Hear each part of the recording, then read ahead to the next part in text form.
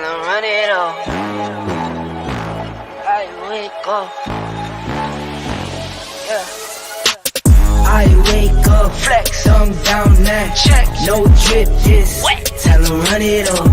No sleep, no rest. Might crash, might wreck, but first I stretch. Tell them run it up. I wake up, flex, thumb down now. Check, no drip, just wet. Tell them run it up. No sleep, no rest. Might crash, might wreck, but first I stretch. Tell them run it up. 9 out of 10 roll through my hands, I'm by my lonely. Turned to a savage, now my baby wants to hold me. I love my fans, don't need no friends, I got my homies. Thought I could trust you, I find out you tried to zone me. I'm number one up on that court, I'm Nick McGrady. The first one in, the last one out, can't call me lazy.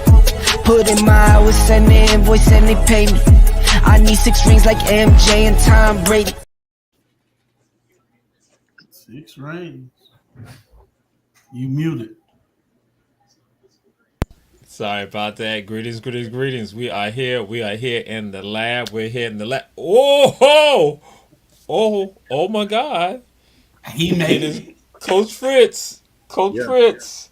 We're going to be getting Coach Fritz, Coach Tisha, Coach Stud, Talladega Gentleman, and Coach Julius Hall in the Justice League headquarters. Ebony Sports Reporters, we say that all of y'all share.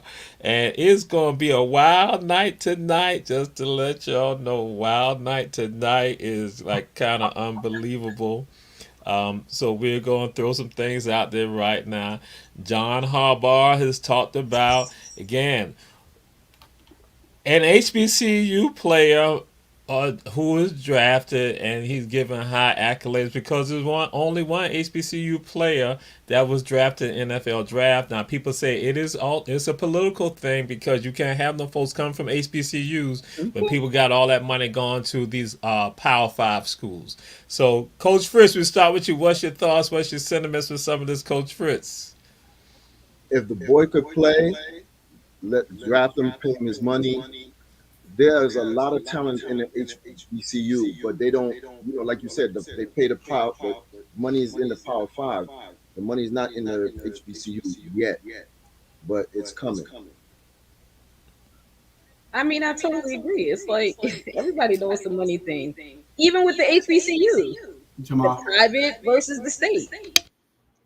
So we know the private schools are a little better funded than the state schools, even though you would think the roles would be reversed, but hopefully down the line there will be more coming from the HBCUs. So we'll see. Coach Stud. Let's look at the young man Jordan Tolles, 6'1", 205, ran a 4.5 40. That's excellent time for a safety. This kid really should have went in the draft. I guess Baltimore feel, well, if he go undrafted, we can get him much cheaper. This was a kid that actually, I'm not saying he should have been a first or second round, but this kid should have actually been selected in the draft. Coach Harbaugh loved him, and he's going to make this Baltimore team. Everything's set up for him to be successful there. They like what they see in him. He's a ball hawk safety. His physical skills, like everything about him. And he's a native of Baltimore. Now, he's going to make the home team, probably was the team of his dreams as he was coming up to play for the Baltimore Ravens. It's just a beautiful thing. HBCUs, the door is coming open now. Yep. The scouts is going to you if you can play on the next level. Yep. The money thing, that's when they're in the college. These NFL teams are looking for players that can help their program win ball games. This kid, just like I said earlier, this kid should have been drafted, but they let him slid to the free agency. They feel that's to get him cheaper. That took money out of this kid's pocket. But he's got all the physical tools, and Baltimore need depth at that secondary position. And this young man is going to make this team here. And I'm so happy for him. Mm-hmm. All right, Coach Julius Hall. Well, I don't think if Coach, he knew he wanted him. and he went and got him after the draft. And he spoke so highly of the kid that the kid should have went in the first few rounds, knowing the talent that he had. And then you drafted other players that probably won't even make the roster. Yeah. So it's just disingenuous in the coach's behalf on doing that, because like Coach Eric said, he took money out of his pocket. He definitely did. They don't think that the talent is there. They know the talent is there, but they don't want to pay for that talent. But that also lets you know that also lets you know who's in control. Mm-hmm. The coach is on the front line to make it look like he's the one that's controlling it. He ain't in control. He yes sir, and just like his players are. And that this example right here is the proof in that. How much more could he say that this kid was good? Them owners still was like, nah, we good. We'll wait. He ain't got no pull. How many years he been there? And I think that's across the board with all of these NFL teams. These owners are making these moves. They get the coach suggestion. They like, all right, thanks. Yeah, I don't want to do that. Let's do plan B. You saw Miami. They were tanking for a long time, and Flores said something about it, and then they got rid of him. Hell, look at North Carolina. They don't get no worse than that. I mean, Carolina's good. Well, you know what I mean. Yeah. But anyway, I digress. Well, that is something that has been said, that HBCU players do not get drafted because it is a threat to the Power Fives. Mm-hmm. And so with regard to the monies that are being doled out by states, with regard to the schools in their states, these larger universities. So then if they're spending money like that, and then the revenue also from ESPN and the various CBS, NBC, ABC, that again it takes away because they don't have those contracts with HBCU. So that is something. So we still go Takara Tolan. Takara Tolan's going to Clinton College. She's back in South Carolina. Takara Tolan, head basketball coach there at Clinton College, right there in the South Carolina, in the uplands of South Carolina. Coach Julius Hall. Well, I'm glad that she went back to where she's from. It's always good to get homegrown talent to come back and coach. And that's what a lot of these players need to do all across the NFL, the NBA, even Major League Baseball. They need to come back, even though we aren't that represented in baseball anymore these days. Coach Tisha, Coach Fritz. I mean, I agree. I mean, obviously, she wanted to be home. So I'm glad she had a home to come back to. Kudos to her. That recruiting class of hers is going to be wicked. So she's going to get people. She's from that community, so she's going to get people from that community to come play for her. Coach Stud. I agree with what Coach Hall said, but I'm going to elaborate a little bit there. At Allen College, she gave me the first winning season last year, went 14-13. I saw where she had 26 wins her 3 years there. Now she's coming back home. She's from Columbia. Now we know who in Columbia now. It's going to be interested up there to see her go up against Coach Staley for his recruit. But by her being a homegrown man, that's her hometown, she's going to be able to pull some of them recruits. Now watch what she does at Clinton. Watch how it changes for her and the wins start to come. And just like elections, a president has to win his home state. She's going to win her home state. Even though she's from Columbia and she'd be coaching in Rock Hill, she's going to get better talent now, is what I'm saying. And she's going to be successful on that level. Okay. So we're going to deal with some things, some motivation. Then we're going to get hot and heavy to some things that's going on, controversial things. This show, we said all y'all share. Coach Tony Mitchell is out there waiting. Jack Siles out there waiting. But we're gonna come right here. We got some motivation. We're gonna do some motivational things for y'all right now. Motivation.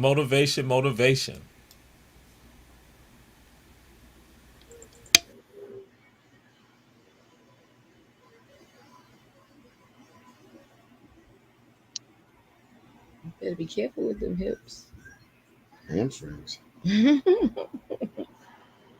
point. And that's the great one. Once the fastest man in the NFL, Darryl Green, at 64 years old. Like it goes to say, he's showing you he still got Coach Stud. Actually, by being Darryl Green at that age, it really didn't surprise me. Knowing the type of player he was when he was in the NFL, unfortunately, I just don't have it anymore, and I'm on the threshold of 55. But Darryl Green got it at the age of 64. That was definitely inspiring there and motivating too. For me to get it together.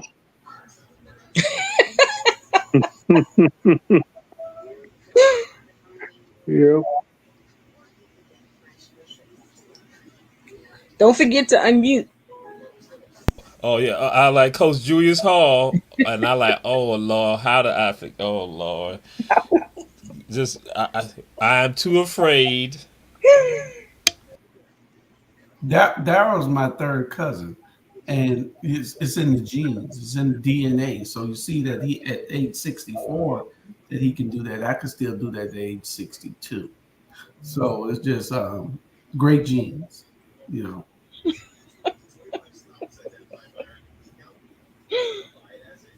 Hold on. Why is Coach Tisha laughing? I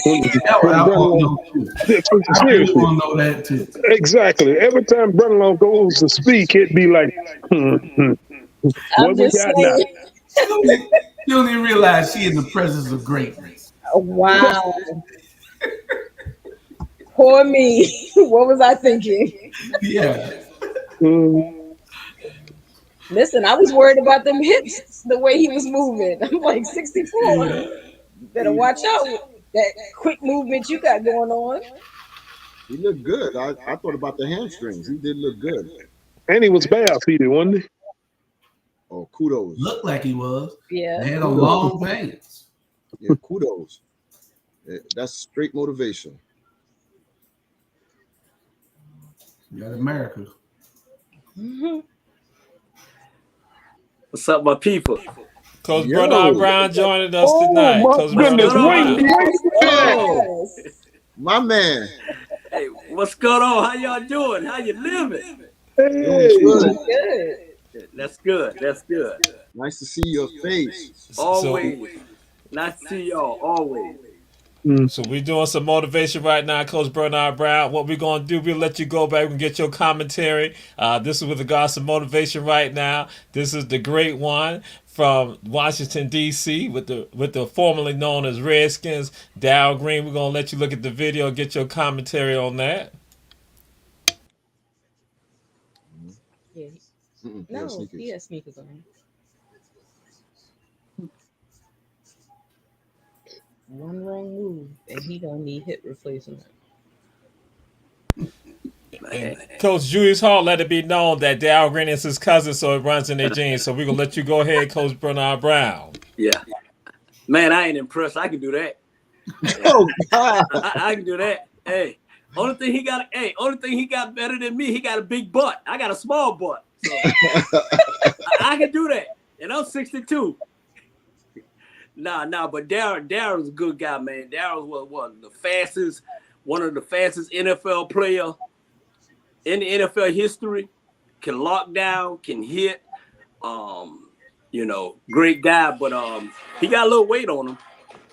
But at 64 to do that, I'm impressed. Yeah, I'm impressed. Definitely. All right. We got some more motivation coming up right now for you all. And so we're going to hit you with this right here. Because, again, we're going to be getting to some things hot and heavy. And this is Obed Lekele out of South Africa. He's a Paralympian. So let y'all check this out.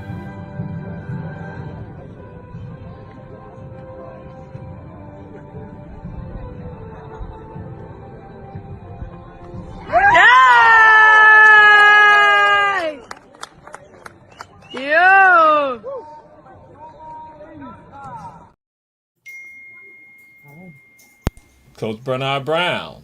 Mm. Very impressed. Very impressed. I'm telling you, they people be underestimating us, man. We got good genes, but black folks, we can do anything. You know what I'm saying? For him to do that on one leg, I mean, very impressed. Trust us. That was high school or college? He's a Paralympian, so he's out. He's In the Olympics. Oh, okay. All right. Well, he got my gold medal.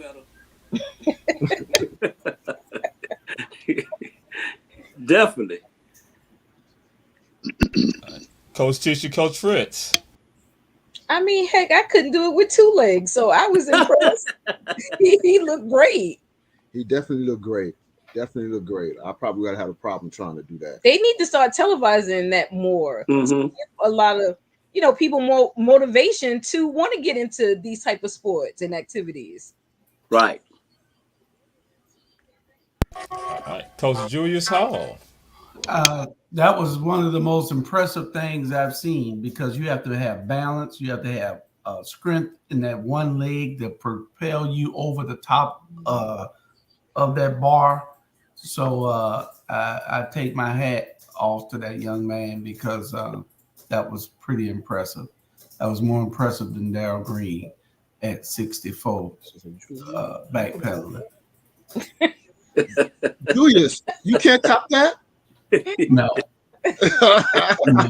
Tish, don't you even start. Listen, he over here reacting. I'm like, what happened? He was like, you can't top that? I'm like, really?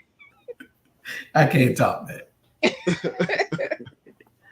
All right. Coach Stud. I was very impressed. He moved better on the one leg than I do on 2 of mine. But since Bernard Brown didn't tell us a story, I got a story I want to tell y'all. Welcome back. The Jacksonville Jaguars had an offensive tackle named Reggie Collier. He ended up getting shot up right here in Jacksonville, got shot 5 or 6 times. It paralyzed him. He's confined in a wheelchair. What he does now, he goes around and playing wheelchair basketball games. He's financially fit, set for the rest of his life.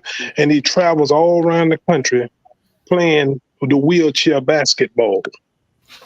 Yep, they done a documentary on him about the wheelchair basketball. He's a big guy too. Still, big. He's just paralyzed, Yeah.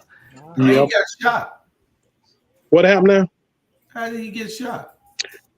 Over there in Riverside, they say he was in a club called Plush, and a guy tried to snatch his chain, and he hit the guy. They say he hit him and knocked him clean nearly across the club, right? So they took him and his cousin out of the back door. I know his cousin real good, out the back door of the club. So the guy, Hatfield, he never forgot that.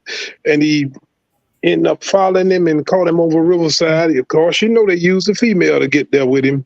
And he's sitting up in Suburban talking to a girl, and Hatfield come up beside him and dumped about 6 bullets in him. They really thought he wasn't going to make it. Jack Del Rio was the coach at the time it happened. Yeah, but to see him not let that get him down, and he continued to be active, still lives right here out in Queens Harbor. Okay. Yeah. Great story. We ain't had a story in a while. But my man Bernard back, he finna get him. Hey, I was trying to be nice. I didn't want to go make your story, but I got a story since you bring it up. Now, Swanee Sports Academy did this for 5 years. It was called wheelchair basketball, and we put on a tournament wheelchair basketball with the guys playing basketball in a wheelchair. I mean, it was fantastic. Even though they messed up my flow, but It was good. It was good, And I remember when the shooting occurred and the reports that came out, so we were all looking at that. So we got something else that some people will not understand this, some people will understand that, but again, it's about teamwork. That's what let me go to this. I had it right here. Bear with me just for a second. Did I miss? Don't tell me I deleted the teamwork. Hold on a second. But we got another one. This is the one we say okay about. Some people will understand this one too.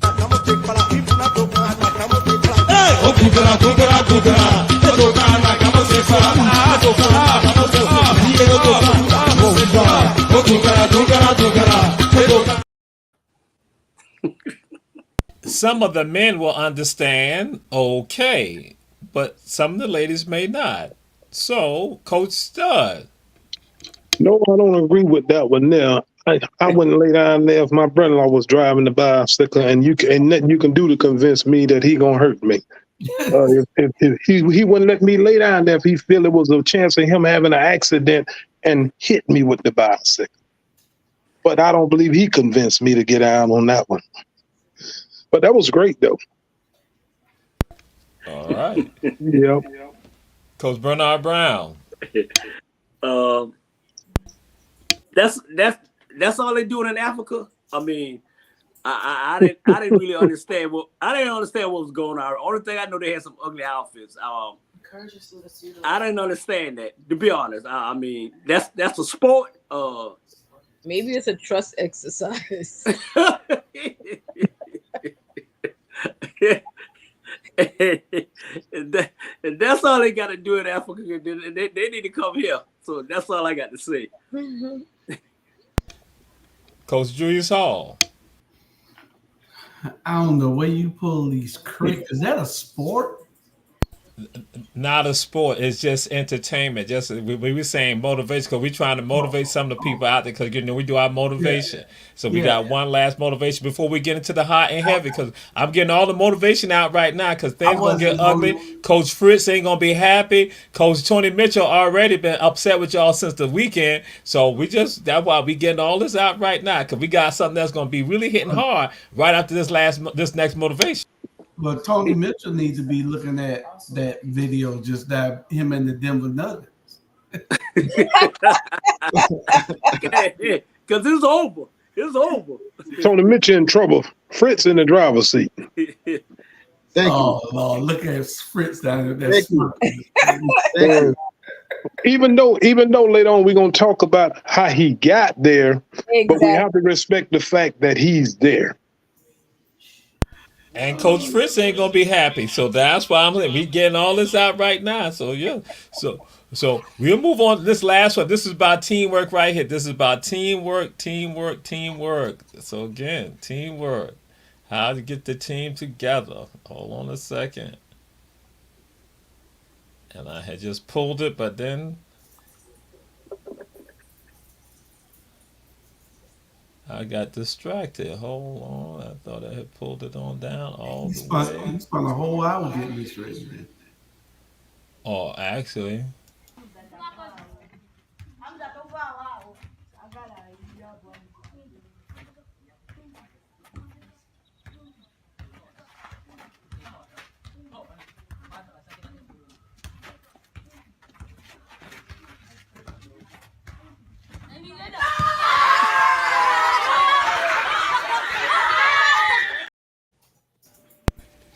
Everybody got their role to play. And sometimes we don't want to play our roles. So, Coach Julius Hall. I think that was took a lot of coordination.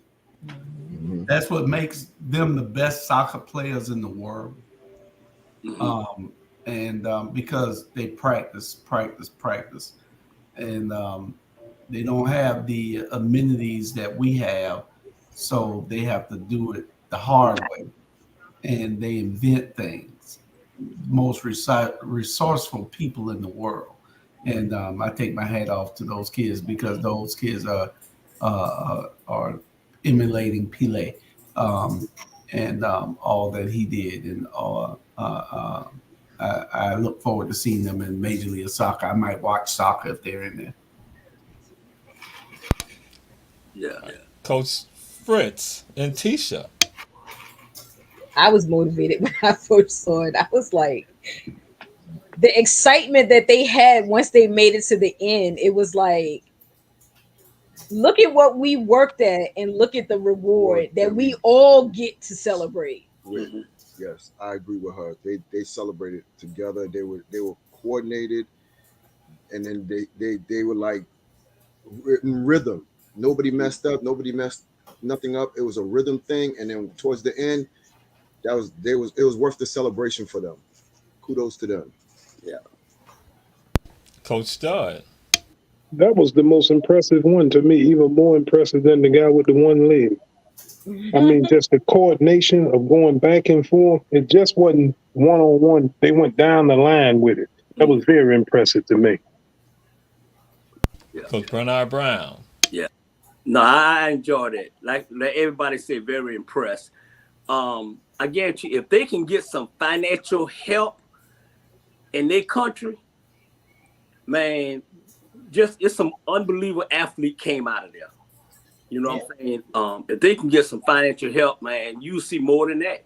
They very talented in there. And for them, like you said, soccer, basketball, Matumbo, Akeem Olajuwon, all of them, you know what I'm saying? If we can just bank them.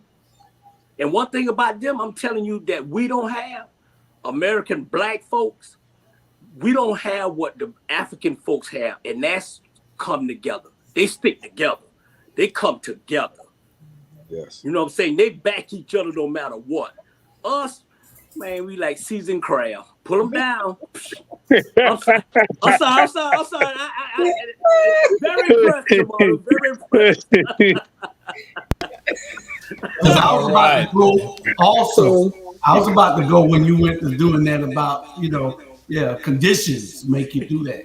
And they done made us conditioned to not like each other. But anyway, that's another shit. My fault. Let's go.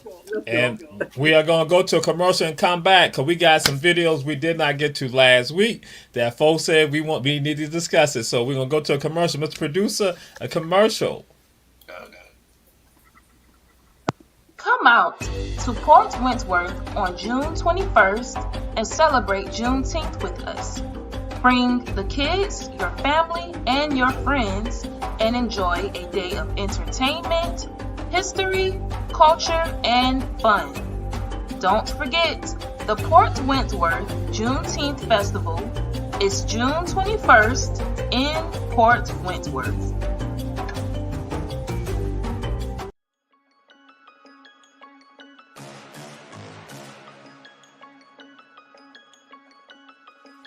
Hello, I'm Richard Coleman, and I'm running for the office of Sheriff of Chatham County. And when I'm elected, I promise to inspect what I expect. Chatham County, it's time for a change, and that change is me, Richard Coleman.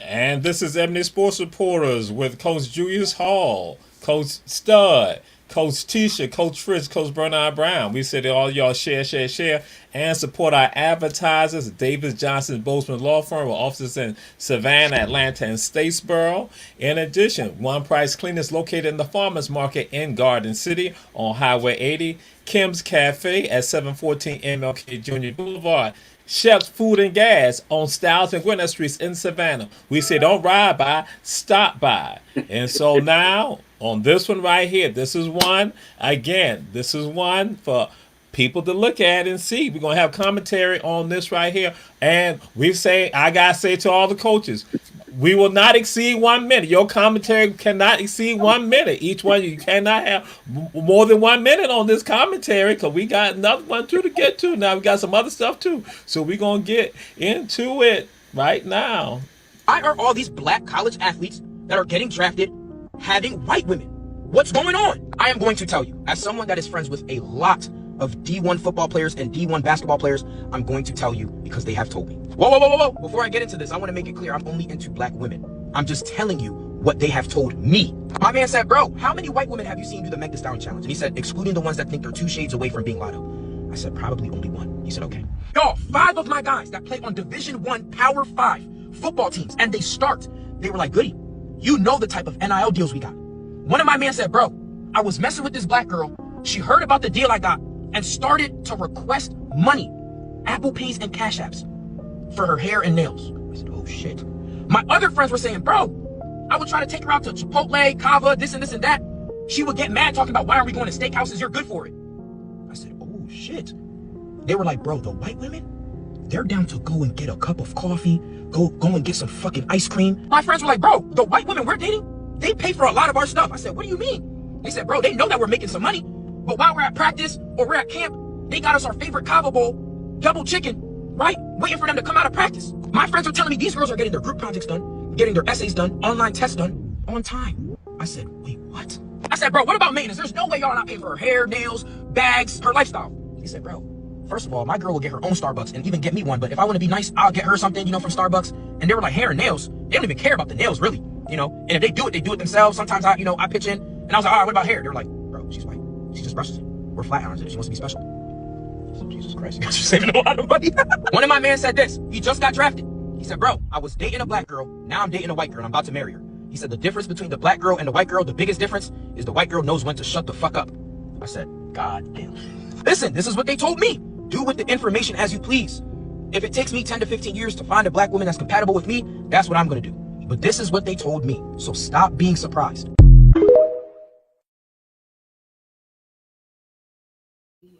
Wow. Coach Bernard Brown.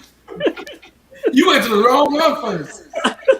That's why I said 1 minute. 1 minute at the most. 1 minute at the most. Coach Bernard Brown. Hey, I'm trying to put all this in 1 minute. I agree and I disagree, but at the end of the day, man, the white girls done took the game over. The black women used to constantly be there. They took it to a whole new level. One thing I got to say that is true. I love my black women, don't get me wrong. But sometimes, stop trying to get the whole meal before the man even get the money. You know what I'm saying? And with the white woman, trust me, when he get broke, they leave it. When the black woman is there, she gonna stay with you to thick and thin. But everything that guy say, I totally agree. I totally agree. That's just my opinion. All right, Coach Tisha, Coach Fritz. First of all, the difference right there is the white girl ends up with the bigger bag. She don't want the crumbs. She don't want the salad, the nails done, the hair done. She gonna give you the 5 kids, but you gonna give her the child support and the freaking alimony. So they still getting. It's just a matter of at what point in his life they taking it.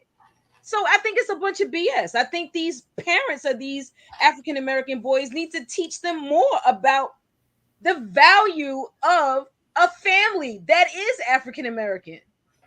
But like anything, you always want what you can't have. Yeah. Coach Stud. Well, wait. That was the minute. No problem. Oh, no. Go ahead, Coach Fritz, because you got your time too. For Coach Fritz, I forgot because I know somebody else gonna get real controversial, and I'm ready for him. So let him get controversial.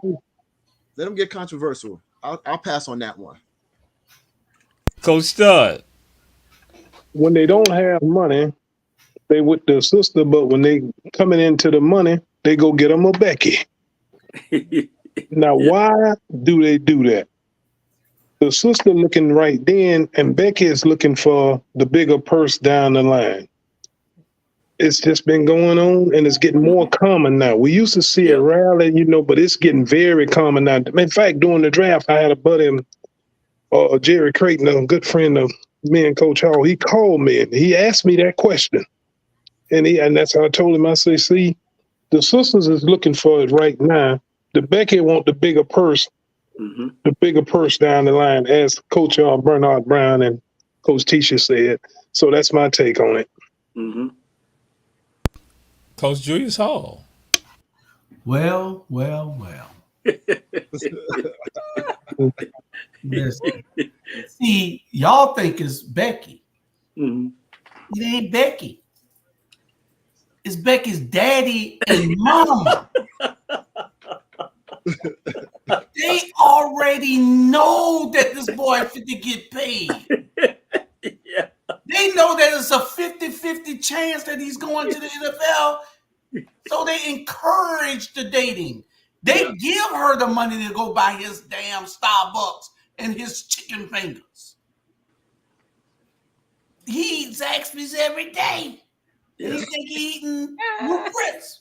But listen, it's a plan. I mean, if you look at it and you looked at the draft the other night, you saw a whole lot of it. Oh yeah. A whole lot of it. But even one of our partners, Ricky Lassiter, his son, at the University of Georgia, he just got drafted. Mm-hmm. His son doing the same thing. But you can't stop who a person loves. Becky might be putting it on in the right way. You know what I'm saying? The opinion of Coach Julius Hall, merely opinion of Coach Julius Hall, and not the opinion of Ebony Sports Reporter. Nobody know what the love is like. I said might. Yeah. I did say might. I didn't say she was. Yeah. But that's why they call her Becky. Yeah. But it's a sad story with that the black guy, the big black guy who stayed down the street from me in Cartersville, The Blind Side, the movie, where the white folk took all that brother money. The first black guy, The Blind Side, when he was with the white family, they took care of him, blah, blah, blah, went in the NFL. Now they got them, he's suing them. They took all that boy money, millions and millions of dollars. So y'all watch who you be sleeping with and everything. Because, hey, they crooks too. Donald Trump crooks. Oh, I'm sorry. Carry on.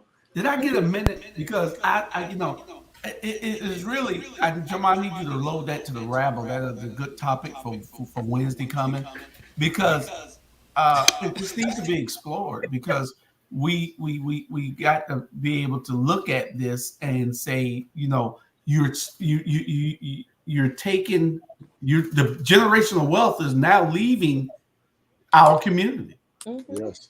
The generational wealth, because if you don't stay with Becky, then she's gonna take half of your money anyway. Right, but what is that African American family teaching that son at home when it comes to his choices in women? Yeah. That's part of our problem also. Oh, yeah. Absolutely. Correct. That's where it starts at. Yeah. But Becky give away in 0.5.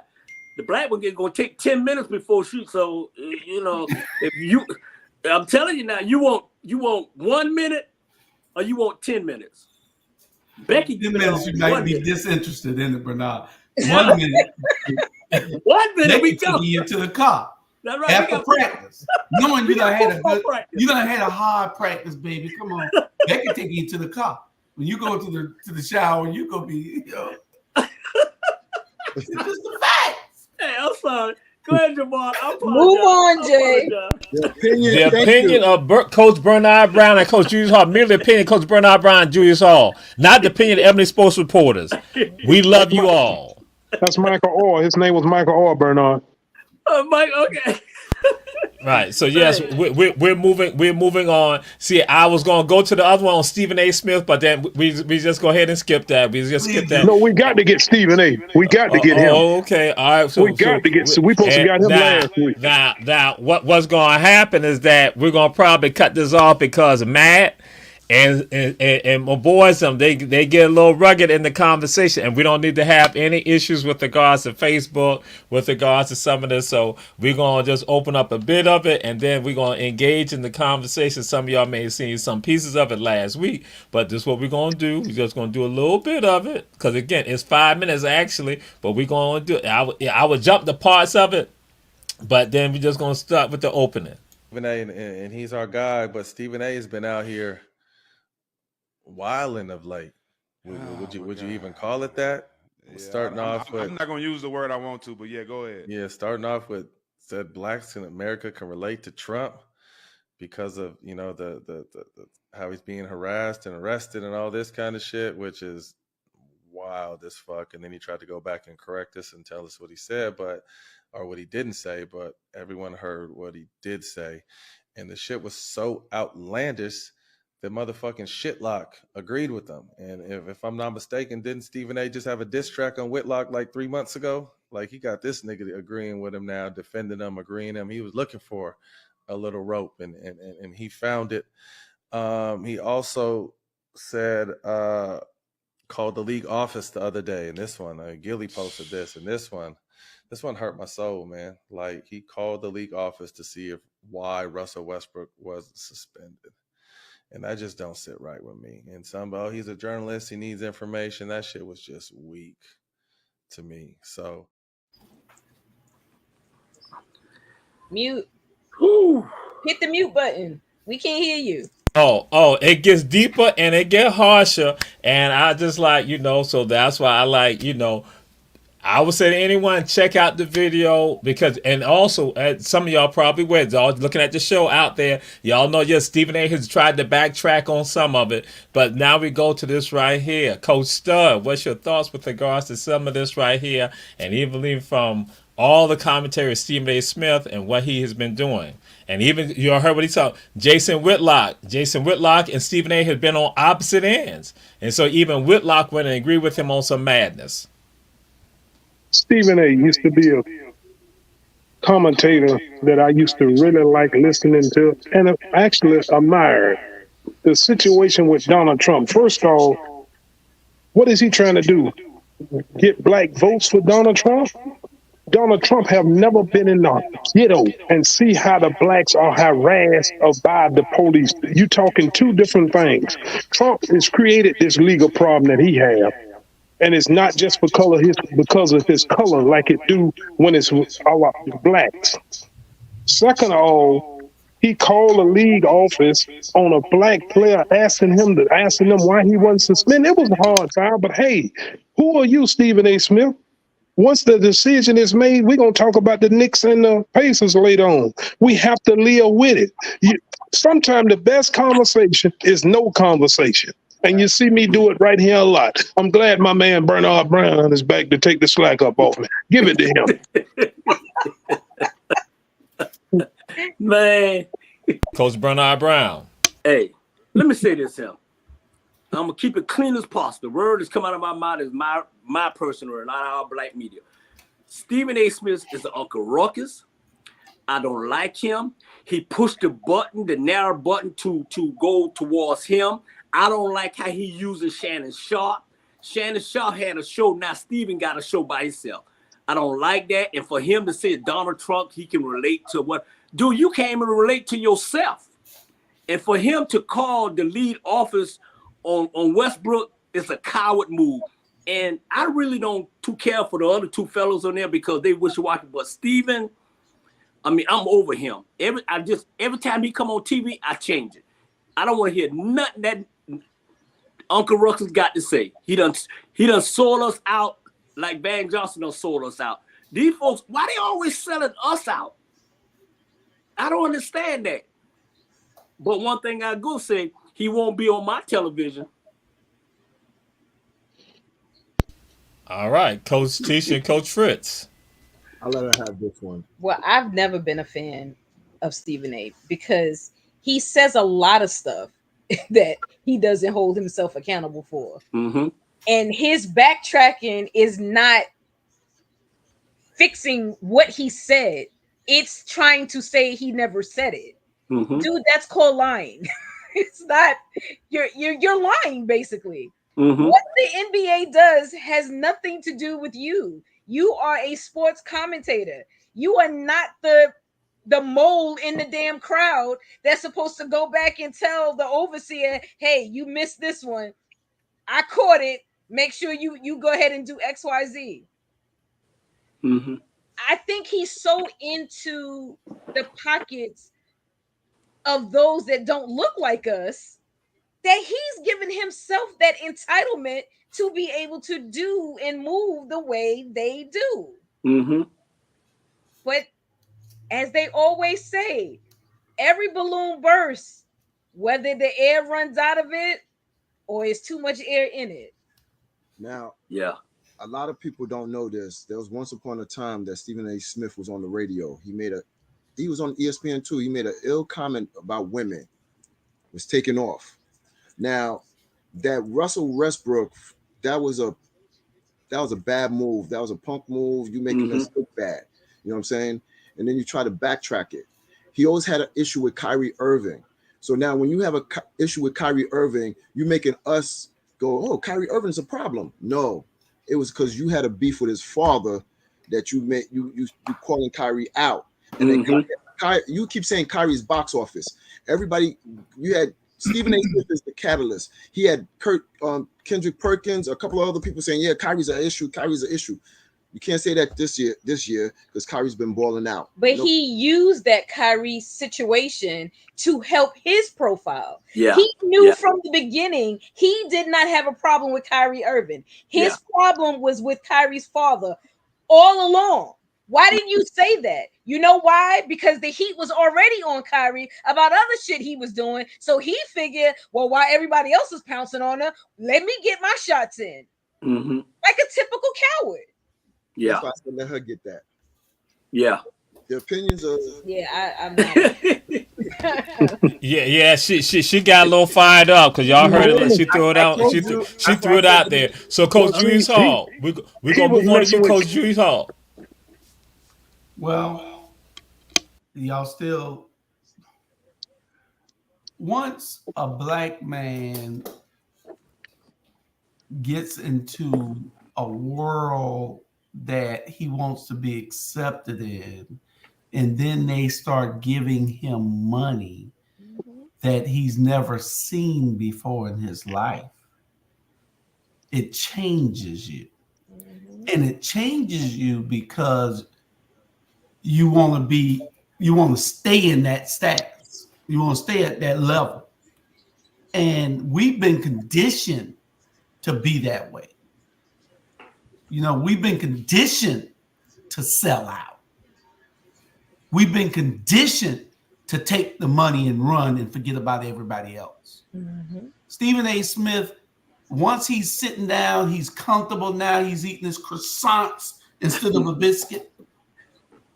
You know, he's drinking 1800 instead of Hennessy.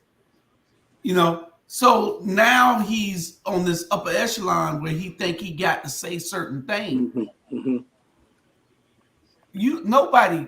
Everybody, no matter how bad they are, you can relate to something they're doing. Yeah. Even Donald Trump. Donald Trump and me agree on the wall. We both agree on the wall. That border should be shut down, period. But there's no reason for me to tell anybody to vote for Donald Trump because he is the worst thing that ever could happen to the black people. Yeah. Ever. Yeah. Okay. And not just him. He's inciting other people to do it. Listen, Stephen A. Smith is training his replacement. Watch. Yeah, he's and one about it, and one thing about it is this: if you on a show with one of your black brothers, knowing that man married, and then you going behind that man's back and taking that man's wife, come on, bro, come on now. Let's keep it real. Smith. Well, they said that didn't happen. Now. It happened. So we're going to move on to the next subject. We're moving on to the next subject. And this is, again, we're not getting into some of the heady stuff right now. We're going to jump in this right here. We are now going to show you some highlights from the Knicks and the Pacers game. It is, again, the Knicks and Pacers game. And we're going to show you some of the Knicks magic. And then we're going to get into some work that has just happened with regard to the league office. We're going to get first. We're going to show you the highlight. And then we're going to show you another one of the highlights also of the Knicks. You know, but this is the first one of the Knicks and the Pacers.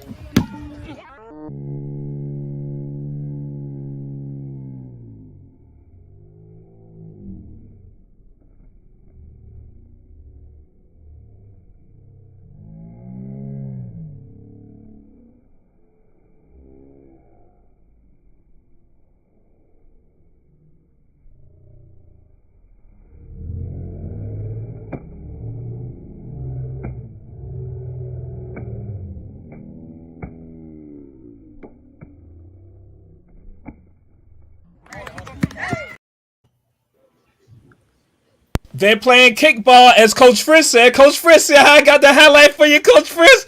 Kickball. All right. Now the Knicks magic. You got it. That's real magic. That's crazy. Take it. Open your phone. This is your phone, yeah? Yeah. Name your birthday. When's your birthday? Month and day. April 1st. So that's 41 would be April 1st. Do you want to divide, multiply, subtract, or add? Pick one. Mine. Think of any player in the NBA. Their jersey number. Type in their jersey number. All right, got it. All right. You go. Divide, multiply, subtract, or add. Pick one. Put a lot of digits and make it a crazy random number. All right, last time. Divide, multiply, subtract, or add. A lot of numbers. Are you happy now? Yes? Yeah. Hit the equal button. 5710-1471.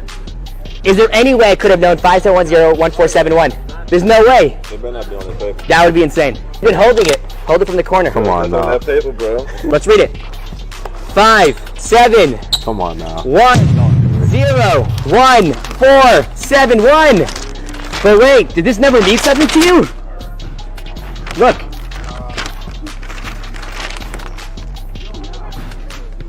Yo. Yeah. Nah, you got it. You got it. Next. That's real magic. That's that's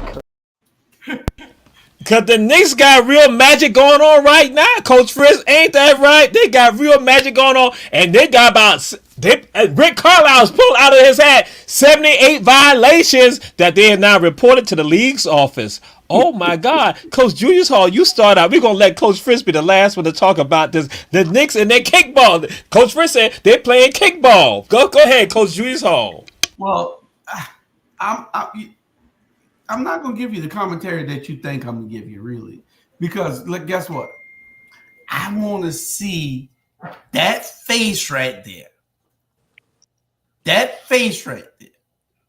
When he has I want to see the Knicks play Boston. Either Boston going to knock them the hell out, or I want the Knicks to either go to the championship, and so Fritz could be all happy and talking noise to us on this program, and then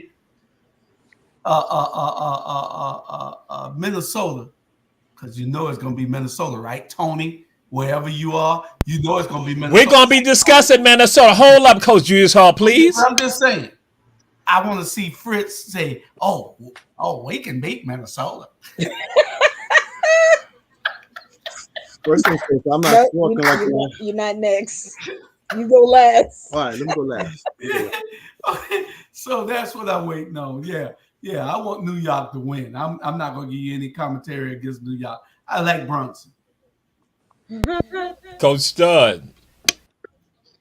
Well, I don't know if it was quite 72 or 78 allegations, but I definitely seen a number of them in this series.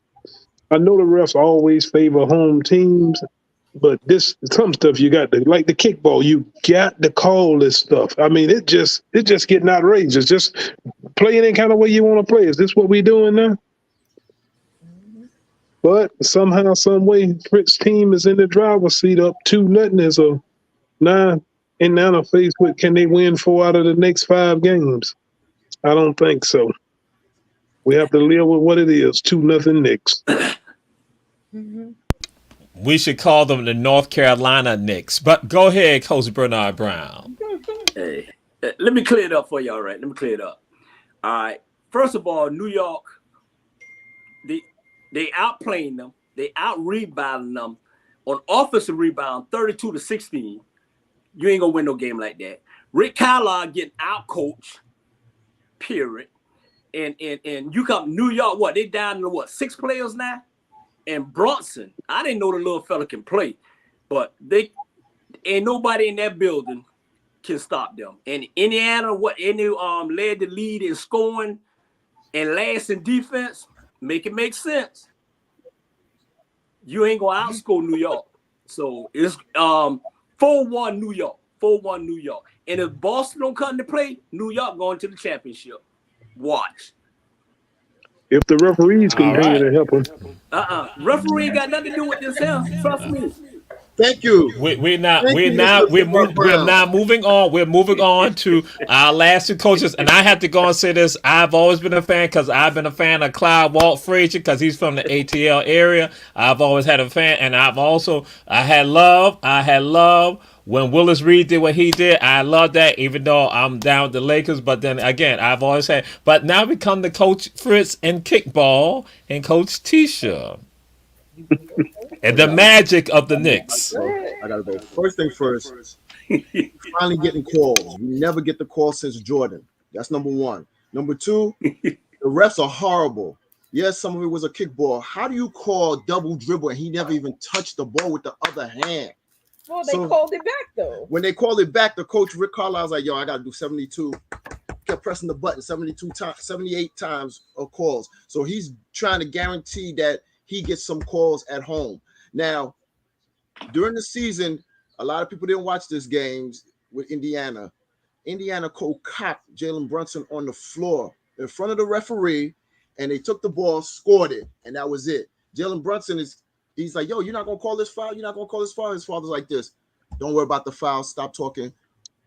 How you do it, Julius? You let your play do the talking, right? That's right. All right. So refs have been horrible on both ends, but we'll see. Boston having problems right now with Cleveland. Listen, who you think gonna bring in more TV watching and money? The Knicks? There you go. Indiana. Yep. OKC and Indiana? No, Yep. they want teams like the Knicks. So of course they're gonna push them forward. When is the last time the Knicks have been far enough to get this type of height? Yeah. New York is on fire when these freaking Knicks play. So again, they're gonna push the button. Hopefully you don't see every time they push the button. But some of these calls are so damn obvious. It's like, well, really? That's what you're doing? So I'm not mad at the Indiana coach. I feel like he do. Can I get some of them calls though when we get home? Don't embarrass us to the point where you sweep us because you're giving the points to New York. Because New York is not earning all those points. But again, they're not. Thank you. They not earning all them doggone points. They're scoring them. It's going in the basket. Well, Cleveland is up. What's that? You 15? mute, Jamal. Jamal, you mute. 14. Jamal, you muted. Cleveland is up by 14. The Coach Tisha is on it because some people are saying that the NBA is interested in having a Boston and New York Eastern Conference final. So that, again, some of you got to look at. And so now we move on to this right here, and we got issues. We got issues going on. We got issues. Oh yeah.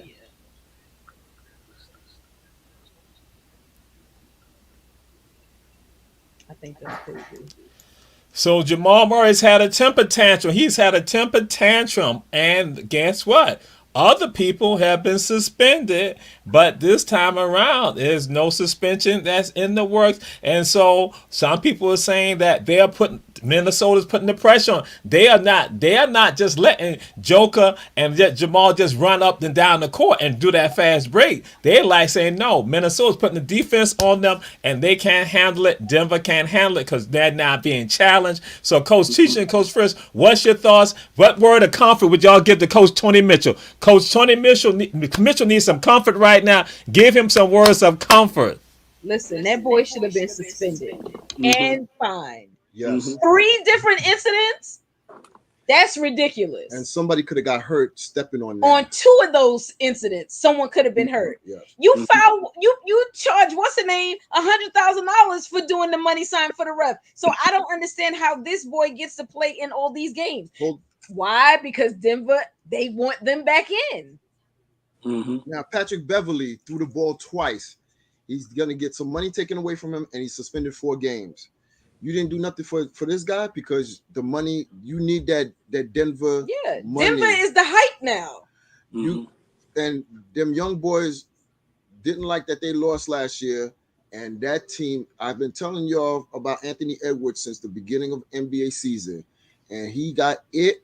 He got the swag, and he's I mean, the they're leader. hungry, and they're hunting like they're hungry. You know, the Wolves is out. So they're looking for them Nuggets. They're gonna be looking for them Thunders. The Nuggets look tired though. They don't have that same. I don't know if it's an age difference or body build difference, but they don't have the oomph of running up and down the court with them Timberwolves. So it's gonna be interesting. I don't think they'll get swept. It depends on how this game go tonight. Yeah. If they lose tonight, then they're definitely going to get swept. Coach Tony Mitchell, she did say bring the broom out for you after this weekend. That was what she had said. Coach Tisha said that. Coach Bernard Brown. This was going on. He should have got suspended. They suspended Draymond Green in Game 5, and Cleveland won the World Championship. Yep. They don't want to suspend him because of Game 3 to let the outcome let it be. But that boy should have been suspended, fined, and everything. And I'm telling you right now, I brought a brand new broom for Big Lot. Denver gonna get swept. They're gonna get swept. I mean, this boy, I seen this boy play when he was 8 years old. Ant-Man on a whole new different world. They ain't got nobody on that floor can stop him. Murray locked down like he in jail. So, hey, matter of fact, he should have thrown the chair on the floor if he gonna do all that. And Joker, he can't beat those 3 towels. He can't. So, hey, they're gonna get swept. They're gonna get swept. In the NBA, sorry, but no sorry. Hey, Denver going home back to Colorado, wherever they come from. Coach Stud. You got to love him, Coach Bernard. I agree with what he said. This is the biggest disappointment of all the series to me. I actually had Denver winning this series, but Ant-Man is not having none of that. I look for Minnesota to sweep them. Their defense intensity. They don't need to suspend Jamal Murray. Let him play. I can understand for the media standpoint, but Ant-Man them putting what you call monkey defense on them people, boy. And Joker, he looked like an average player. Yep. All right, Coach Julius Hall. Words of comfort to Coach Tony Mitchell. Well, I'm going to help Tony out right now. Because they dead in the water. This team has it. That thing that we talk about on this show a whole lot, this team has it. Ant-Man and Cat-Man has these players playing at a different level. They know that they can win, and they believe in themselves. I was bragging on Denver a while ago for their team play. But I got to brag on these young boys for understanding that, hey, nobody can beat us if we play together. Ain't nobody can beat us if we believe in each other. And they hitting the shots. They're believing in each other. And I like what I see. Now, I'm going to address something else real quick. I think we were talking about Stephen A. Smith a minute ago, but I think Fritz and Tish, y'all call the league office on Jamal Murray? Yeah, it's gonna sound like y'all call the league office on Jamal Murray. Stephen A. Smith, he called the league office on what? Really? Y'all just call the league office on what? Yeah. What other players you know do that and don't get suspended? Well, why Stephen A. Smith ain't call on him? Y'all, because he backtracking. But about the first time, he ain't gonna call no more ever. This one was more warranted than what Russell did. You're absolutely correct. Yeah. I agree with you. I agree 100%. You can't let star players get away with that. Now, one thing I can say about the league, they want Boston and New York, but they also want Denver to go back there. And any sports person can look at basketball, the NBA championship playoffs right now, and you can look at, they're not calling those fouls. Joker is pushing people and pushing off and some more stuff. And fouling people and everything else, and they're not calling it. They're not. Denver is getting the calls. But these boys are playing exceptional defense where you can't even make the call. And they're throwing their shots off and everything else. They're playing like Coach Eric said, monkey. Monkey. Minnesota tonight. They're gonna be home. So we're going to go to a commercial because we got to have our commercial because we got to get these bills paid so we don't have no issue with our advertising. We're going to come right back and we're going to come into our closing time because, again, it's coming up. It's 10 after 9. So, Mr. Producer, commercial. Transformative. That's what Sonya Jackson is. Creative. That's what Sonya Jackson is. Compassionate. That's what Sonya Jackson is. Leadership. That's what Sonya Jackson demonstrates. Dedicated. That's what Sonya Jackson is. Chatham County, there's never been a tax commissioner like Sonya Jackson. She has made the office more accessible, more consistent, more convenient, and more service-friendly. Let's keep Sonya Jackson while she takes the tax commissioner's office to new heights. On May 21st, cast your vote for a great public servant. Vote Sonya Jackson for tax commissioner.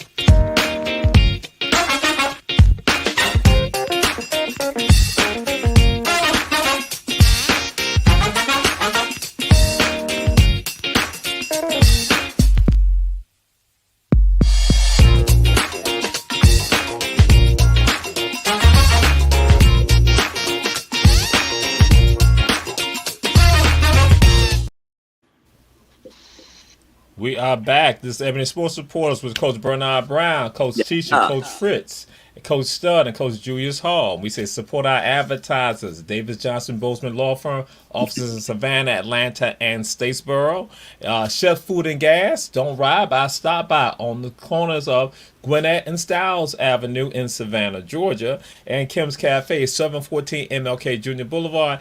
And One Price Cleaners located in the Farmers Market in Garden City. And so we coming into our tail end with regard to some of this. So we're going to be closing out pretty much with WNBA stuff, but then we're going to at least throw out some things right now for you all. And this is a commentary from a Hall of Famer, legendary person also. So Mount Rushmore of all-time NBA assholes. Do you mean this in a good way? Yeah, like a good way. Like, I believe Shaq is a good-natured person, but when he played, dude was I'll go first, and these guys are all my friends, so they're not going to take it the wrong way. Gary Payton was an asshole. I seen that man talk to all my guards about their mamas, about their wives, about their kids. Kevin Garnett was seen him do the same thing. Alonzo Mourning was because he always tried to be mean. And then the last one, Antoine Walker was he talked a lot, and like every time he hit that shot, he always did that shimmy. I wanted to kill him.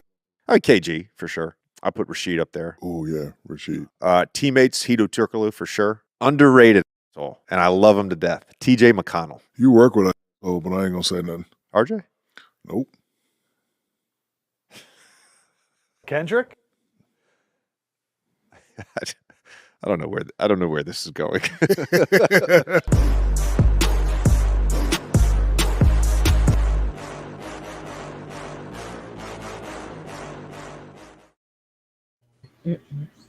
Coach Julius Hall.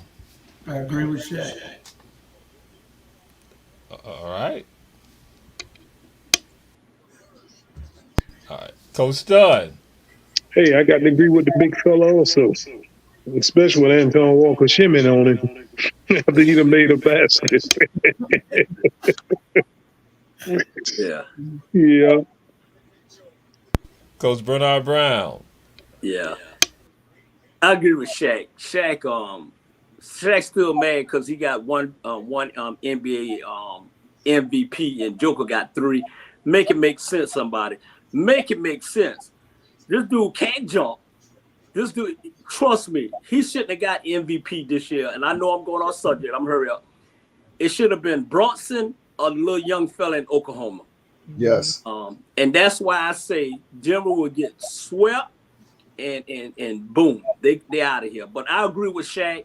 But I like that, y'all. I like that Shaq and Kendrick Perkins beef. I love that one. All right, Coach Tisha, Coach Fritz. Oh, I absolutely agree. I mean, look, me and Mr. Payton share DNA, so I've seen it. Okay. So I agree, but I'm gonna add two more. I'm gonna add two more to that. Three more. Larry Bird, Michael Jordan, Reggie Miller. Yeah. Yeah. Okay. Yeah. So now we have Coach Stud, who's a part of the Talladega Gentlemen. We have someone that's a part of his squad, one of the Talladega Gentlemen that y'all be watching right now.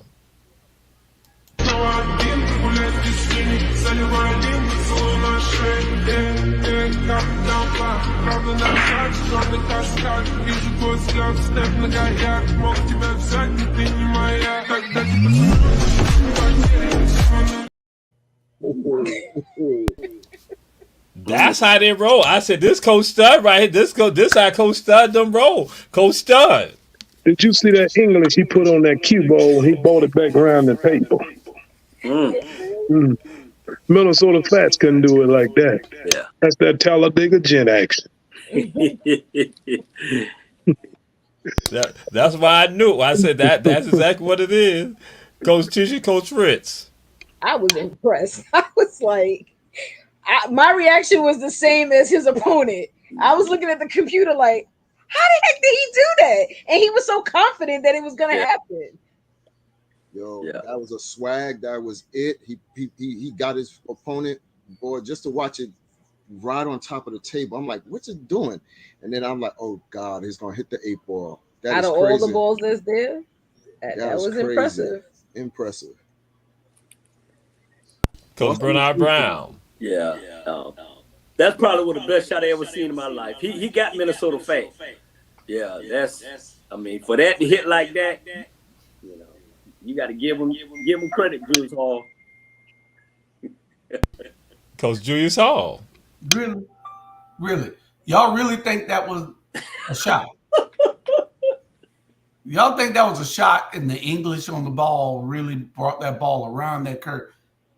Listen, there's no way in the world that anybody could do that. No way in the world. So you're saying that's it's AI? impossible to do that. So what you saying? That's AI? Yes, of course it was AI. It was GI and PI and some CGI. CGI. They listen. That is okay. Have y'all ever shot pool? Yeah. We're good at it. Yeah. Hey. I don't give a damn how good you were or how bad you were. It is impossible for you to shoot down the table, make the ball go off on the rails, come all the way around the other rails, come all the way around, and then make a shot. It's impossible. Ain't nobody in the world can do that. Not even a damn genie. Yeah. It called practice. We talking it called practice. I know, Bernard. It called practice for 2,000 years. Jesus couldn't make that shit. Now he's blaspheming. All right. I disagree. I respectfully disagree. Yeah, Jesus can make that shot. You don't hear that lightning by Julius Hall's house? Listen, I'm trying to tell y'all. Really, think about it. Y'all ever play pool? Who the hell can make this There are people that are very skillful when it comes to certain things with pool. Girls, please. Ain't nobody in the world can make that shot. Yeah. That was some trickery camera stuff there.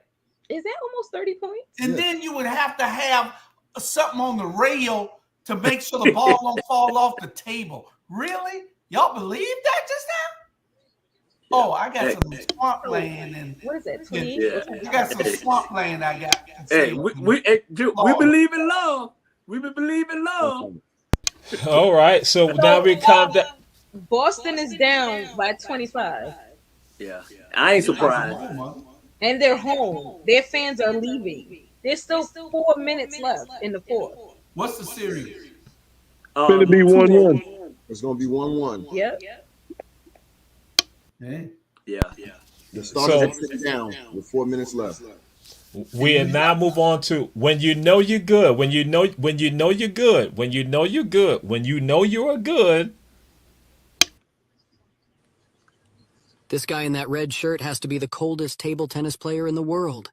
The way this guy finished this point and humiliated another pro player during this match is just outstanding to watch.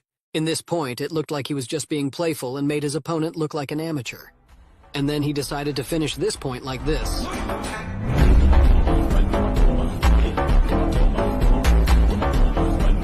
The opponent's expression says it all.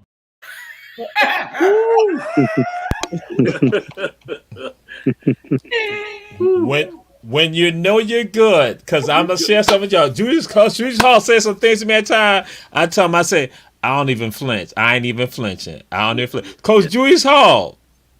Listen, that's more believable. That can happen.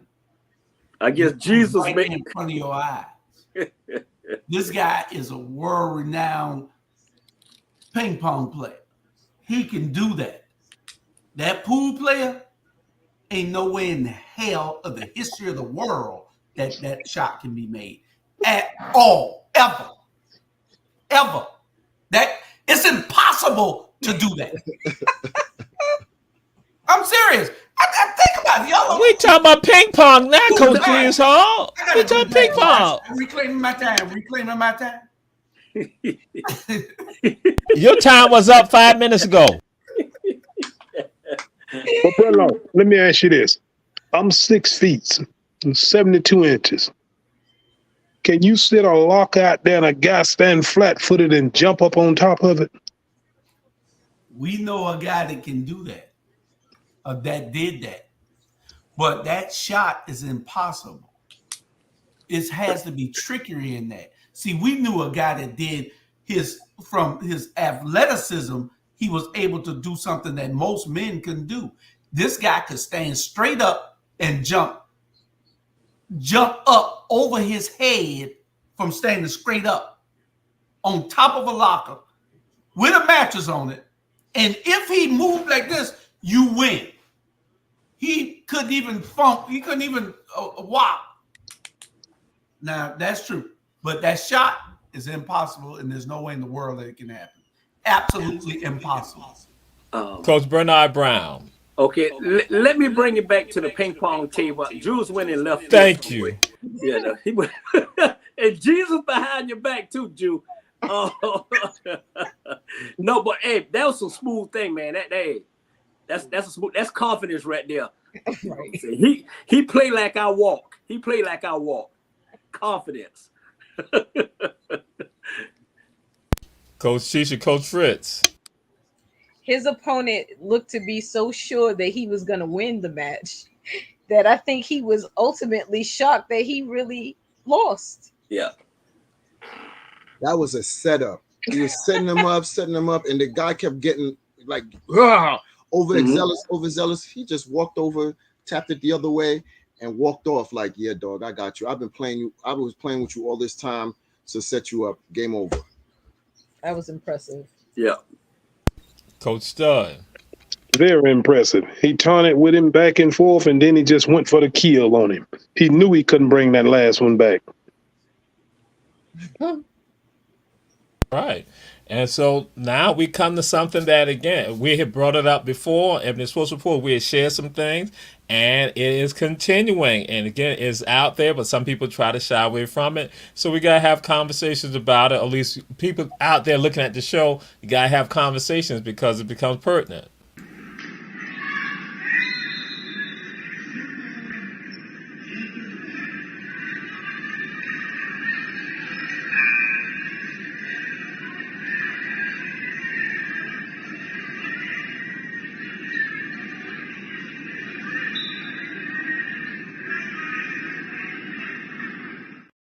She took the ball. This is a girls' basketball game that you have a trans female who has basically injured 3 players, and the high school, the team, they basically go on forfeit because 3 of their players got injured by this person. And now some of the parents are not concerned about this, and they want to have this addressed. We bring it up. So, Coach Stud, what's your thoughts with regards to that? Rightfully so, a parent should be concerned. What you have there is a male, got male genes and male strength, and should not be competing with a female. that is a male out there. Regardless of what he done went through or this and that, he's got the male genes in him. And as you see, 3 players have been hurt by it. They're going to have to make a rule change on that. I know they're going to come with the discrimination, but to save the integrity of the games and not injuries with the females playing against the male. Basketball is physical, and Coach Bernard coach it. He knows it's physical now. It's more than just putting it in there. It get physical in there. Mm-hmm. Yeah. Coach Julius Hall.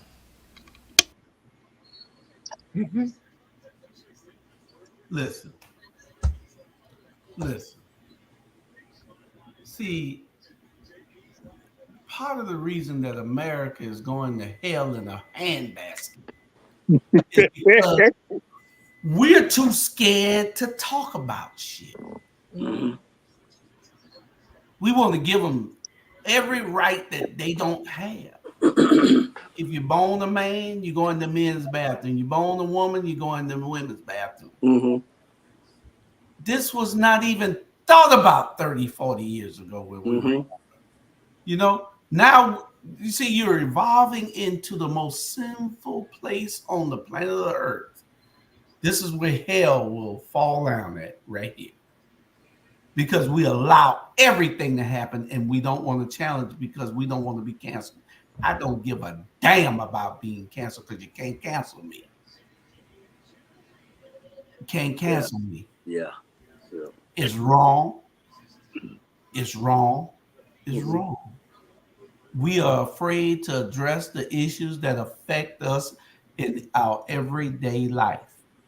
And we have to start living by it. You want to be Bible thumpers, but where's the religious right? They're all supporting Trump, but they don't. Where are they at on this issue? Where are the Bible thumpers to say to cancel that? You can cancel that if you want to, but where are they to cancel that? You know, Coach Bernard Brown. Yeah. I agree with both of them. First of all, look here. It's wrong. Scrap up. Whatever you do, scrap it up, tie it down, and go play with the boys. Okay? I got a big problem with that. If you came out as a man, okay, go play with the men. If you came out as a woman, go play with the woman. And all this right, these folks got more rights than the damn black people. Okay, to each his own. I don't care who you deal with or whatever, but trust me, if that was my child and she laying on that floor with her back like that, all hell would have broke loose. His wig would have came off, everything. I would have undressed him and I had a moment. I'm sorry.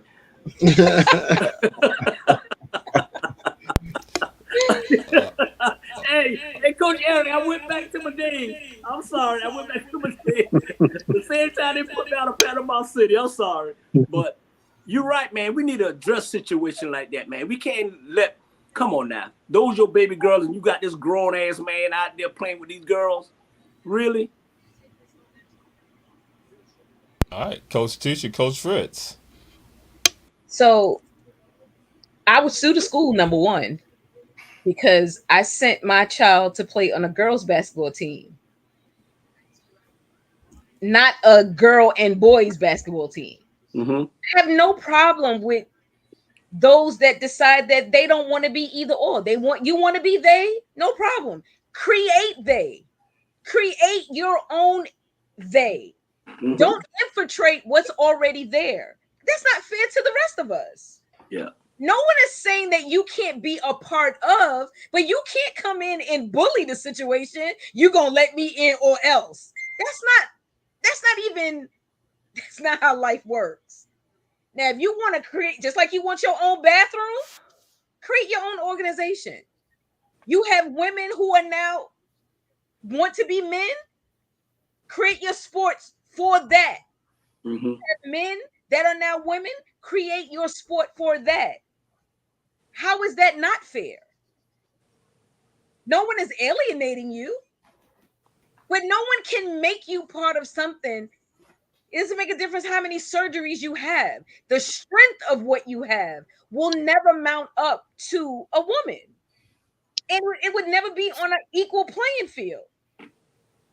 When Newt Gingrich sister came out.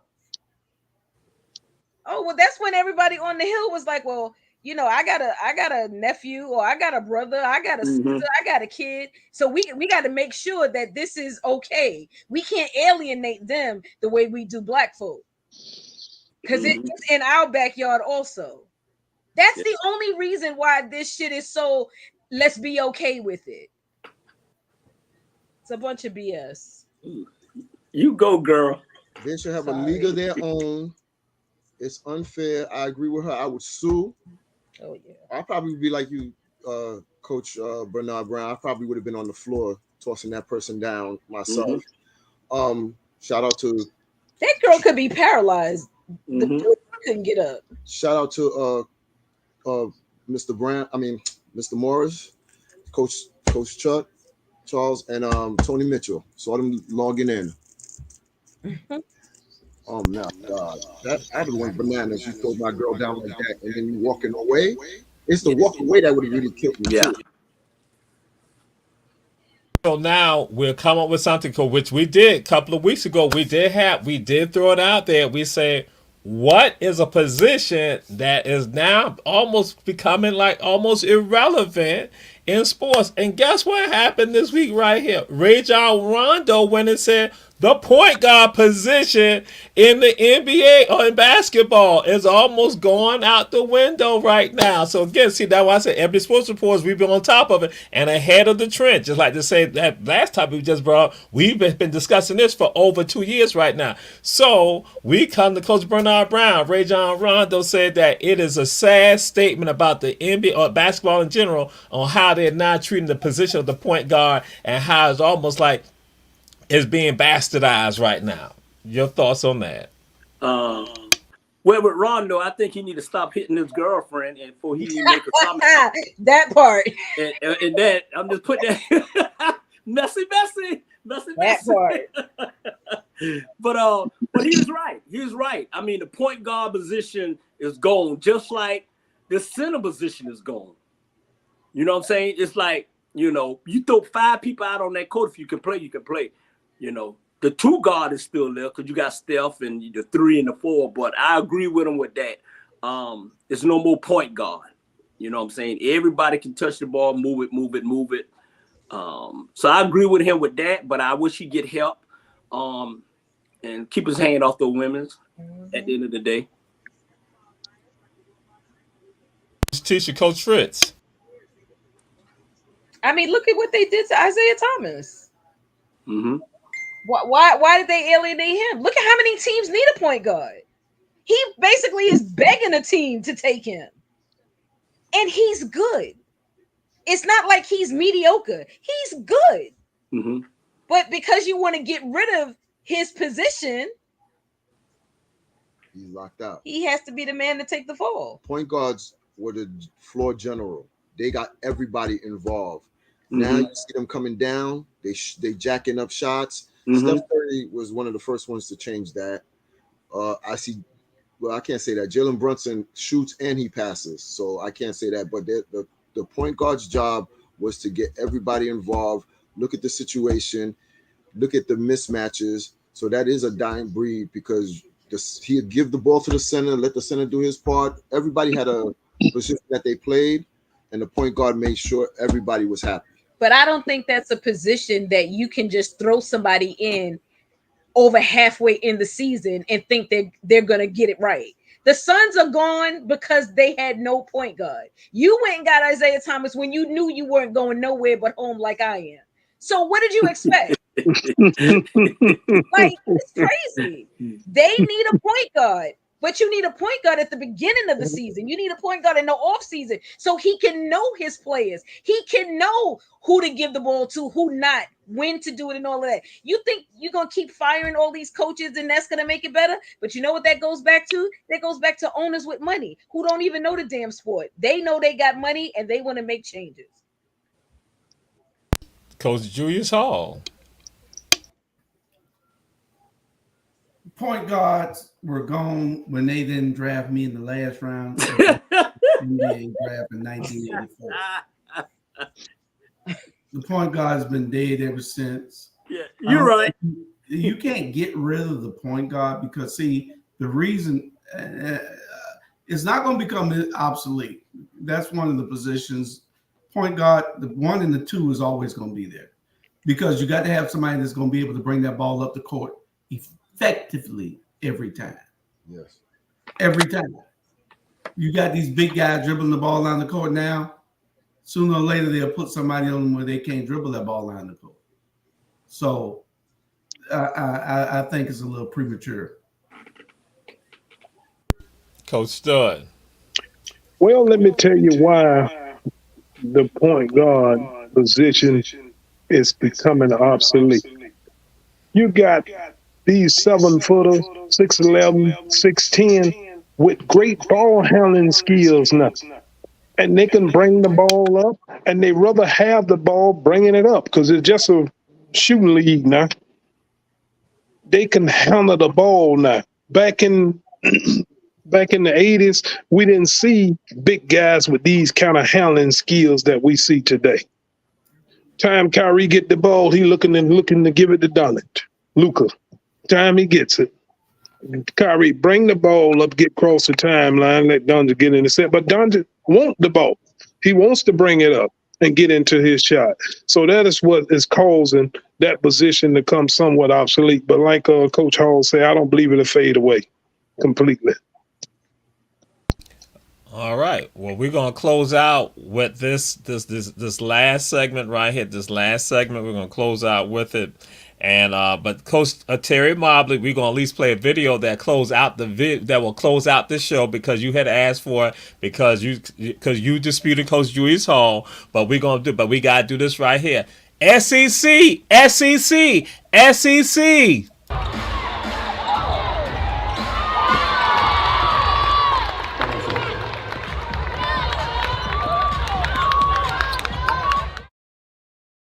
South Carolina and also LSU in the house, but we got this right. This still tied to it.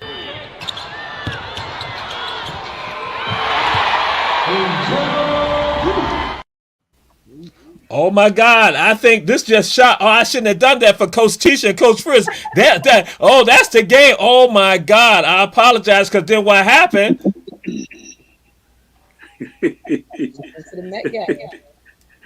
Oh my God, she went to the Met Gala. She whipped up on the Liberty. Oh, I apologize for that. Coach Julius Hall told me to do that. I wasn't going to do it. He said, Jamal, go ahead and rub it in their face because he said the Knicks stuff. That's why I did it. So, Coach Tisha, Coach Fritz. She should have went to the Met Gala. It's right down the block from. I'm just saying, just the honor. I'm just saying the honor with regard to what happened. You know, the Chicago Sky, what's going on with them right now. So I just thought about that. It was a good game. I didn't watch the game. Of course, they was talking about all the highlights of it, but they're expected to do very well, and I hope they do. I'm sad that old girl is out for 6 to 8 weeks, Cardoza, but I think once the season gets impacted and they get their rhythm together, it's gonna be see women's basketball. Preseason. So I'm not getting all excited or hyped up or anything, but this is going to be very good. This WNBA season, they got a lot of star power, and they're going to bring revenue to the game. These women are going to revolutionize. They're the next wave to revolutionize this game for them. Coach Stud. I got a story. This Saturday, I had an opportunity to drive 2 female international girls at the high school I'm affiliated with down to Tavares, Florida. They played in an arena called the Big House. Facility was beautiful. I'm sure Coach Bernard Brown probably been there before. It's got 6 or 7 games that can be played at the same time. You had boys tournaments going on and you had female tournaments going on. Once you pay the $20 interest fee, you can go to any game and stay in there all day. You know parents going to come to see these young kids. It was packed. But I noticed the girls' basketball had more, all the games had more people watching than any of the other males. As we talked about on Ebony Sports, this female basketball is coming into its own now. I mean, it's on the horizon now. And this WNBA, we in for a real exciting season. I also, just to interject real quick, I also think the stereotype of the girls playing basketball has been taken down. So you're making it more acceptable for a girl to say she wants to play basketball than you saying, oh, she's only playing basketball because she likes girls. No, she's playing basketball because that's the sport she likes to play. It has nothing to do with her sexuality. Look, and as beautiful as these women are, they let you know you can do whatever you want off the court. And I think that's a good thing for these kids. Yeah. And, well, that is something some coaches have said, that when they look at Angel, that you see a girl. That's right. You see the feminine. And so, again, and that's part of inspiration. Coach Bernard Brown. Yeah. I've been saying this for 26 years with girl basketball. Must see TV. It's not surprising to me, man. These girls is balling. They filling arena up. Angel, and I'm sorry about they beat New York Liberty, but at the end of the day, Chicago got the right coach for this team, Teresa Witherspoon, period. These girls make $378,000 in 4 years. That's no money. They need to pay these girls because I tell people, if you want to watch fundamental basketball, watch the girls. And maybe one day your kid could be an Angel, a Cardosa, a Clark, or anyone like that. So the NBA is in good hand with the young folks, and the WNBA is in good hand with the young girls. That's my opinion. All right, Coach Julius Hall. Well, one telltale sign is, and my wife brought it to my attention, just look who wears makeup, who wears lipstick. Those are the girls that you could tell who's who. Oh, okay. Got makeup on or they got lipstick on. They've got dresses on when they go out. Those are the girls who you can tell right away. Some of them might get by, but yeah.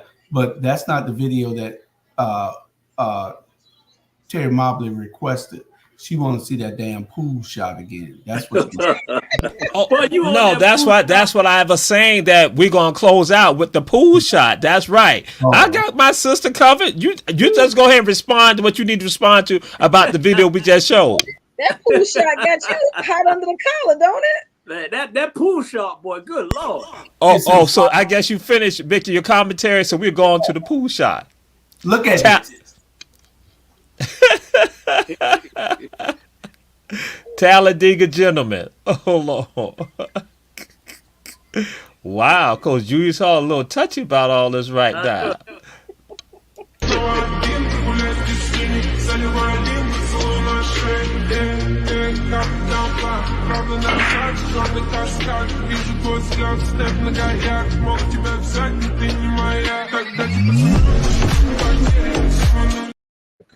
If you look at that shot, that ball went right on the corner to make that ball get off the table, Jules, to make that shot. If you look at it right there on your right left, it hit the corner, came back. And Jesus is right behind your back, Jules. Listen, you not only need English.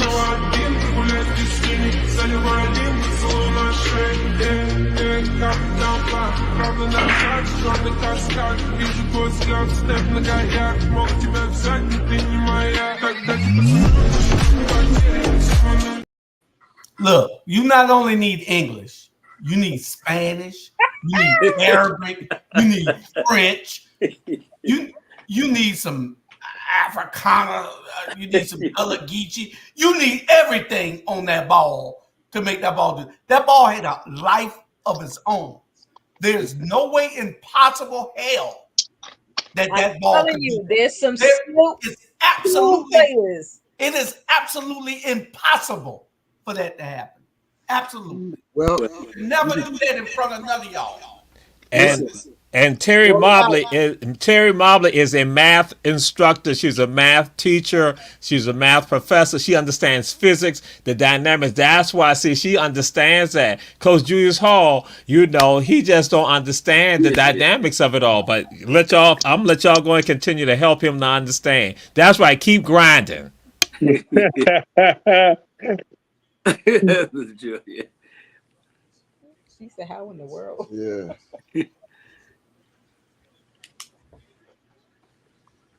What are you doing now, Jamal?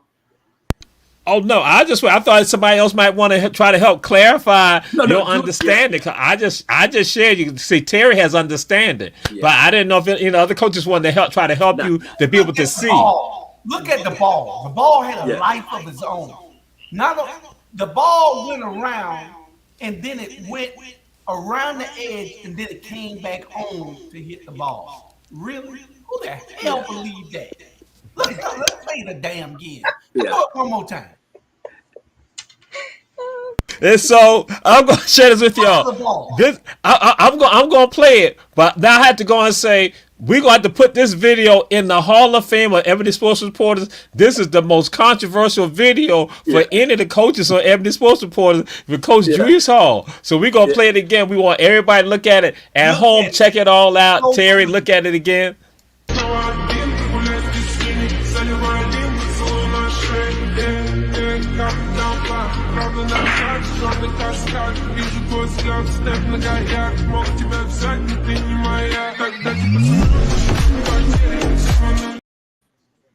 If y'all believe that, I got some land to sell y'all in Japan. Listen, the ball, he hit the ball so hard, why it didn't go off the table. He didn't hit it that hard, Jules. Went around, had a mind of his own, he came down around, then came off the table to hit the right ball. Run low. Yeah. He had this. Listen.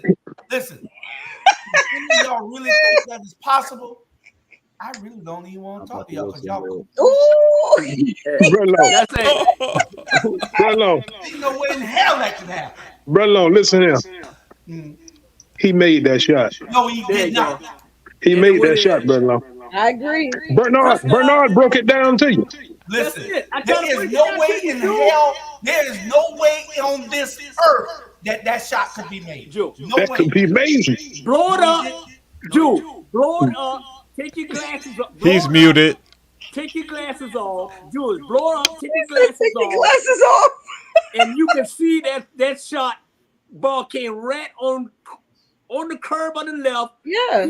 And then came on in. And you can look at the expression of the other guy's face. Yes. Yeah. That's what they do. This is YouTube. This is TikTok. They want that.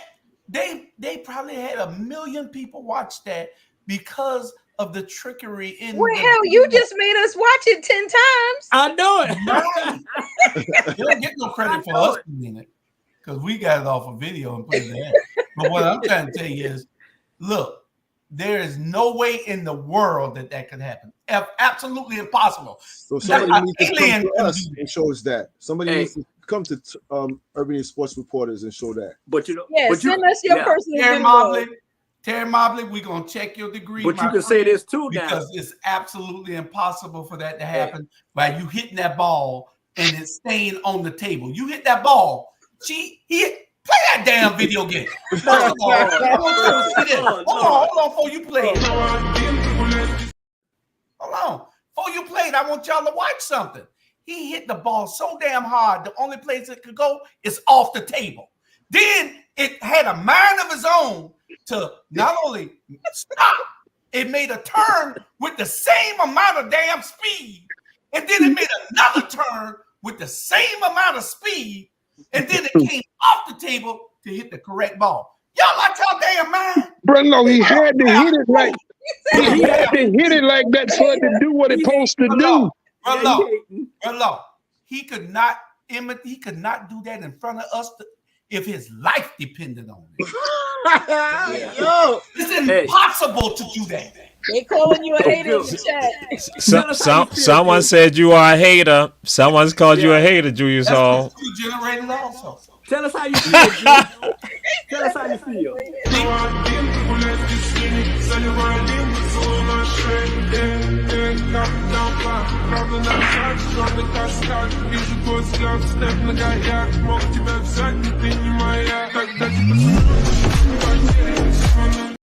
There you go. Impossible. It there you hits go. off the wood. It hits off the wood and goes off the wood. there. Yeah. Yes. Really? Y'all really believe that shit? But Take let's a think look about at it this here. again. Take a look at it again. Magnify it. It hits the wood. As a matter of fact, do it in slow mo. You got slow mo. Listen. Then they got a video. There is nobody in the world that can do that. Jesus is right behind you. Listen. Jesus is right behind you. Tuning in. Listen. Thank you for tuning in. I'm a math We're fool. out of here. I'm a math She fool. said it's possible. That is impossible. Hey, Joe, it was a video, right? Okay, Joe, let me explain it to you. We all seen it as a video, right? That's a video. So let's think of this here. How many times that they had to take that shot for that to go in? You know what I'm saying? It may took 1,000 or 2,000 video just for that one to go in. It's no different when Steph Curry was throwing no balls from the ceiling and it took him about 10 or 20 times to hit it, and they caught the right one. Y'all that make you feel better, Drew? That make you feel better? Y'all are out of y'all mind. There's no way that a ball can do what they made that ball do, make 3 turns on his own. It can't happen. Physics. The physics, my ass. Ain't no such thing. Ain't no such thing. I guarantee. I researched that. That is a trick. Y'all got research that. Look at what that guy there does. I guarantee you that is a trick. The ball cannot stay on the table. It's impossible.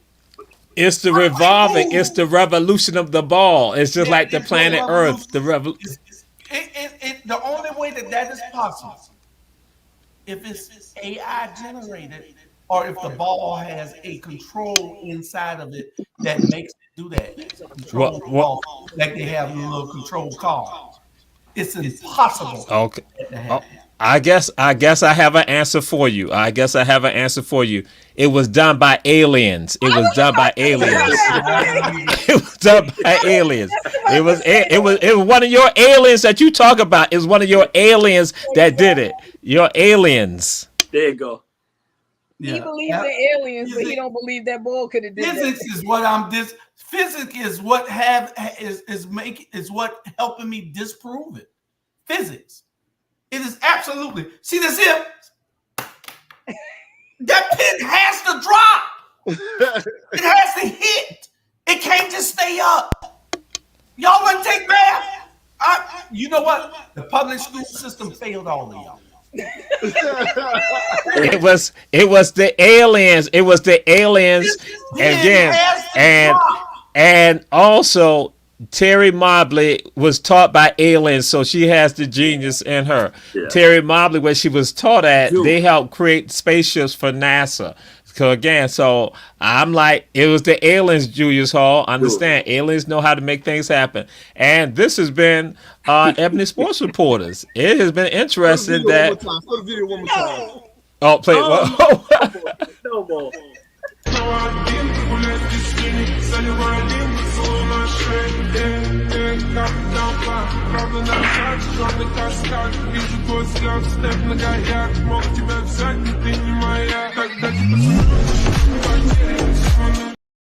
The only way that ball could have went is off the table. No other place it could go. I don't give a damn what y'all seen. There's nobody in physics anywhere on this planet that can tell you that shot is possible. I'm gonna tell you why you're mad, Drew. Because we took the point guard position out of the NBA. That's why you're mad. It's okay, Drew. You can get your point guard back. You can get it back. Listen, I'm trying to persuade y'all that don't believe the hype. There's all kind of tricky shit going on out there. That there. Impossible. Look how hard he hit the ball.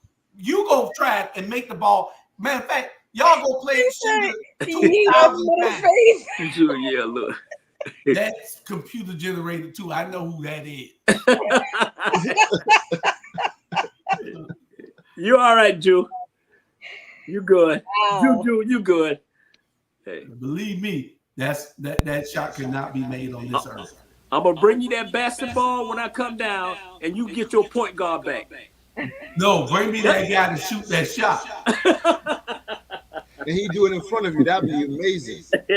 I can guarantee y'all, and I bet any of y'all, anything y'all want, that shot is impossible. Anything you want. There's no way in the hell earth that you can find anybody on this planet that can make that shot. If anybody's looking, please. Exactly. If anybody's looking, please contact us at Ebony Sports Reporter so we can see his face when that happens. And he's serious. I gotta go. I gotta take a call. Oh, he gotta go now. So the person is calling you for that shot.